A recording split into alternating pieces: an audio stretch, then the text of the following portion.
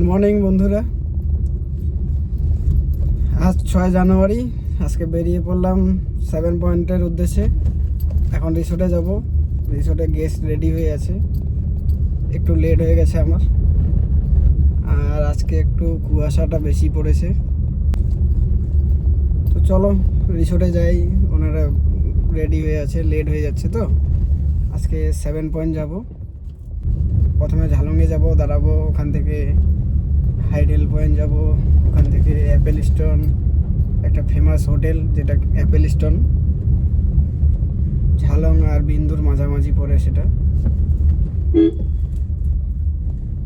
তারপরে বিন্দু যাব। তারপর বিন্দু থেকে ব্যাক করে রকি আইল্যান্ড, সন্তালি খোলা, সামসিং, চালসা ভিউ। তো যেহেতু আমার লেট হয়ে গেছে, গেস্টরা রেডি হয়ে আছে, তো সে কারণে এখন আর তোমাদের কিছু দেখাচ্ছি না। যেগুলো মেনলি ভালো ভালো জায়গা সেগুলো তোমাদেরকে দেখাবো। ঠিক আছে, চলো তাহলে। এই যে আমি যাবো এখন গ্রিন ল্যাক ইকো রিসর্ট। সোজা চলে গেলে চালসা, এই ডান দিকে লাটাগুড়ি থেকে আসলে ডান দিকে গ্রিন ল্যাক ইকো রিসর্ট। এই যে বোর্ডটা দেখতে পাচ্ছ তোমরা, দেখতে পেয়েছো?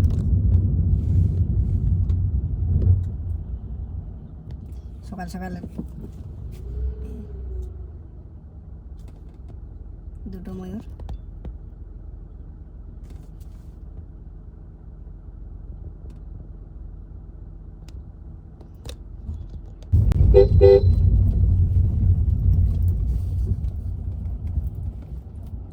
এই যে রিসোর্টের অ্যাড্রেসটা তোমরা দেখতে পেলে?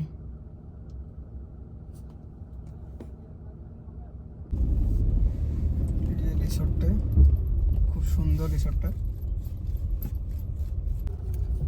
রিসোর্টের পিছনেই চা বাগান, সেই টাটা কোম্পানির চা বাগান। খুব সুন্দর দৃশ্য। সবসময় ময়ূর পাবেন এখানে, জানালা খুললেই ময়ূর। হ্যাঁ,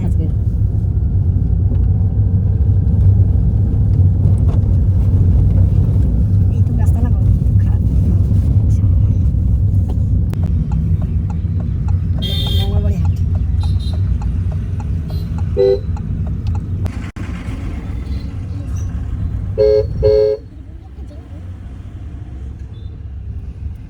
জলপাইগুড়ি জেলা।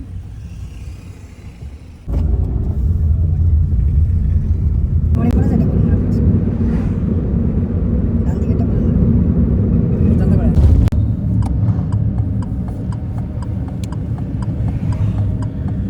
এটা হলো বিয়ার রাস্তা, আর্মিদের।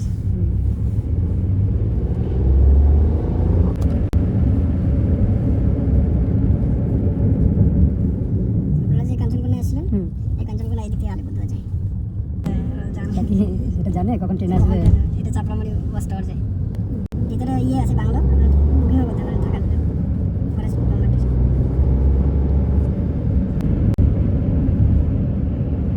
শিবচু গ্রাম, ফরেস্ট ভিলেজ। খুব বেশি ফ্যামিলি নেই এখানে। আমরা এখান থেকে বিন্দু যাবো ডান দিকে আগে, এসে এদিকে আবার বাঁ দিকে সামসিকের দিকে যাবো।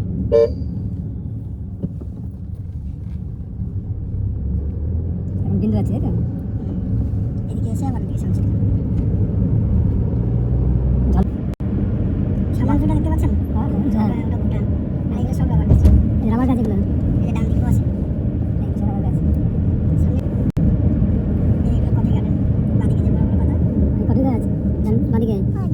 এই কফি বিনস হয়ে আছে দেখেন। হ্যাঁ, ওই দেখ কফি ফল, কফি ওই দেখ কফি ফল, এই লাল লাল। সব দুটাই পুরো ভুটান। ওই যে জামার কাপড়ের মতো শুকোতে দিয়েছে, রাবার।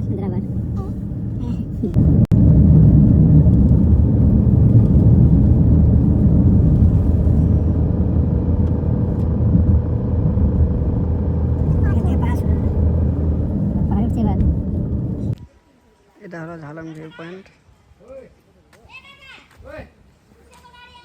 যে আমরা গাড়ি এখানে রেখেছি, গেস্ট ঘুরছে। নিচে বাঁদিকে হলো ঝালং গ্রাম, মাঝখানে জলঢাকা নদী, তার উপরে ভুটান।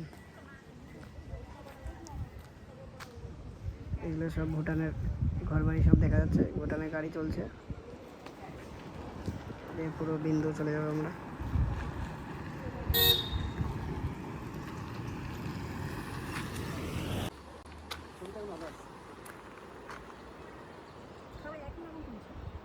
অনেক ভিড় ছিল ওই যে পিকনিক পার্টি।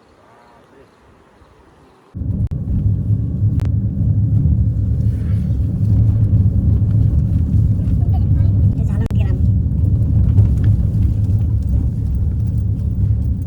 এখানে দাঁড়াতে হবে, আমাদের ইয়ে করতে হবে তো, এন্ট্রি করাতে বর্ডার এরিয়া।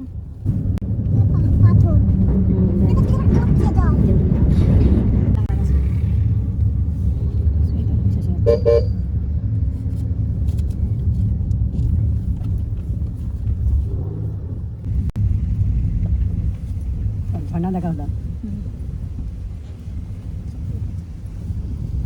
এটা হলো হাইডেল প্রজেক্ট, জলবিদ্যুৎ কেন্দ্র। এটা ওই বিন্দুর থেকে আসছে, ড্যাম হয়ে ওই যে পাইপটা দেখতে পাচ্ছ না, ওই পাইপ দিয়ে জল নামছে। এখানে 3টে টারবাইন লাগানো আছে, এই 3টে টারবাইন আছে। এটা হলো হাইডেল পাইপ। জলবিদ্যুৎ কেন্দ্র। কোনটা? এটা কি নদী? এটা কি একটা নাম আছে নাকি? সবই এটা সেন্ট জোসেফ স্কুল। স্কুল নেই। Saint Joseph. Saint John's. Joseph. Joseph.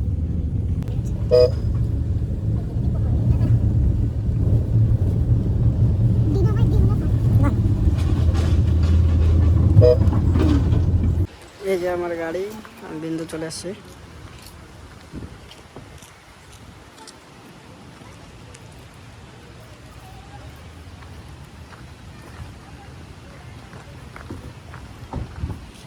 ভাই ভুটান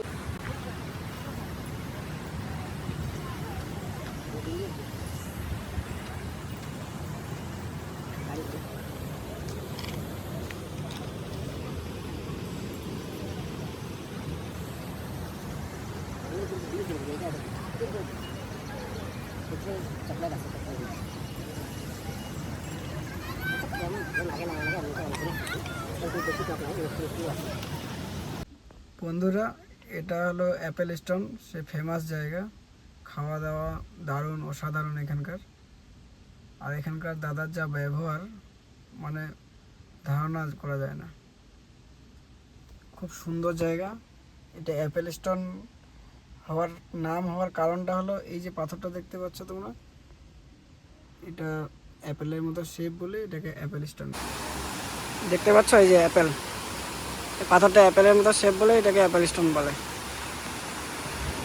এই জন্য এই হোটেল, উপরে বসে খাওয়া দাওয়া। ঠিক আছে, চলো নেক্সট সাইট সিইংয়ের নেক্সট পয়েন্টে যেতে হবে। এটা মনে হচ্ছে না না, এখান থেকে ওইখান থেকেই সেটা। আসে। এটাকে বলে কুমানি মোড়।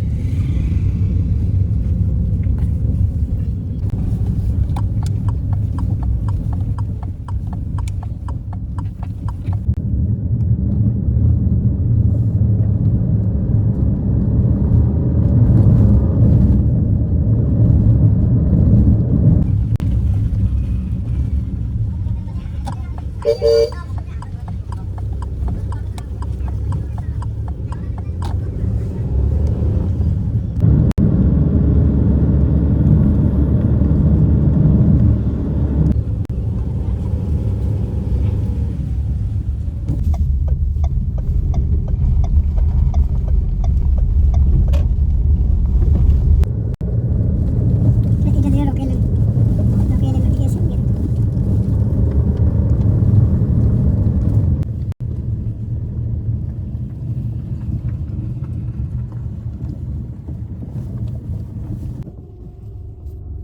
সন্তালিখোলা পৌঁছে গেলাম।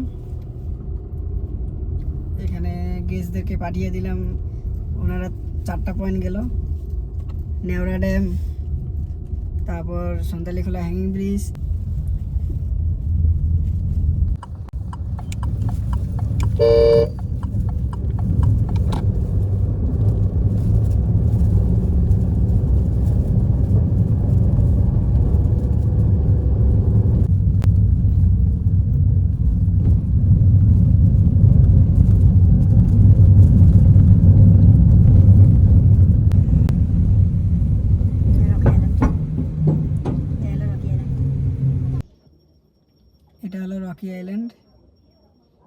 এখন সন্ধ্যা হয়ে গেছে, কিছু দেখার নেই বলে আর নামছি না, তোমাদেরকে দেখাচ্ছি না।